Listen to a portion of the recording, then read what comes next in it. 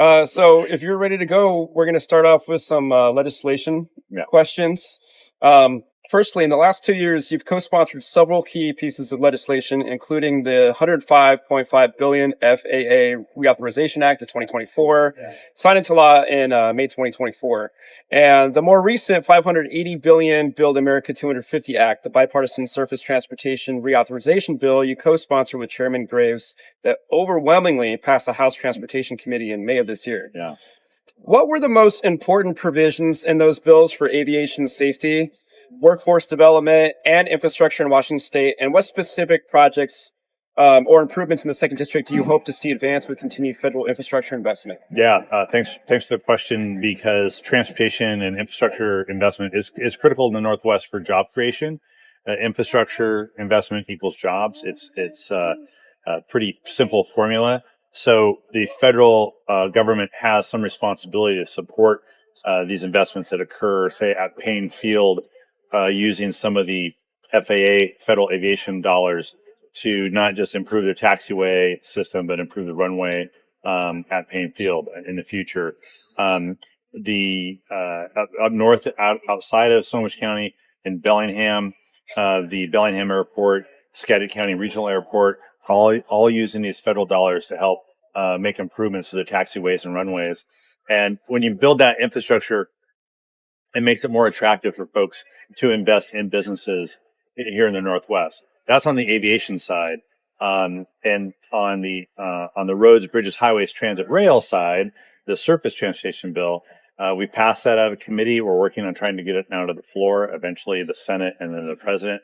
But a lot of this is a continuation of what the Biden administration did to invest in those modes of transportation, especially in roadway safety, where we have 40,000 roadway deaths a year still in this country. And improving roadway safety, in part, is a matter of making those investments to separate cars and trucks from walkers and bikers, to improve intersections, to improve our freeways and our state roads as well.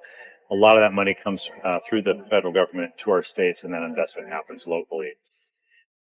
Tied to that is the opportunity to tie some of these major funding opportunities to workforce development. So we're building the next generation of workforce: carpenters, laborers, bricklayers, cement masons, building that workforce while we're building the infrastructure.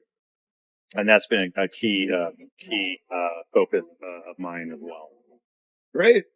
So, as ranking member of the Transportation and Infrastructure Committee, how has your role shaped the bipartisan infrastructure and aviation package that have moved through Congress recently?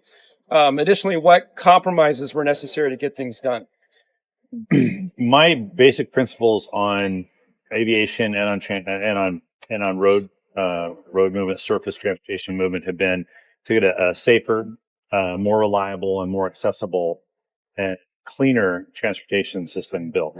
So in aviation, talking about my priorities, we were able to get into the bill some improvements for accessibility, especially for people who are wheelchair bound. And now I will say this: we're getting pushback from the airlines on this issue, and it's frustrating as heck for me. But just recently met with the Paralyzed Veterans of America group, and they're foursquare behind pushing more accessibility, training of the people at the airport who handle wheelchairs. These are not wheelchairs that you use in hospitals. These are wheelchairs that these people really depend upon to move around. So they could be a $20,000, $30,000 piece of equipment to provide a quality of life to a paralyzed veteran. So accessibility has been key.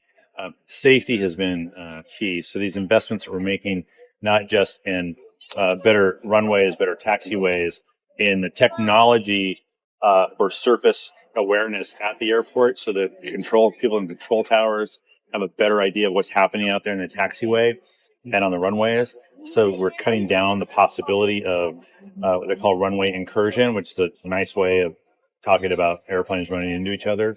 That's been a key investment as well. And on roads, bridges, highways, transit, rail, again, accessibility is a key element of that. Both accessibility to transit and to rail, so that people who are wheelchair bound can be able to get around by transit or rail, but also improvement to the infrastructure, the actual infrastructure, so our roads are safer for all users.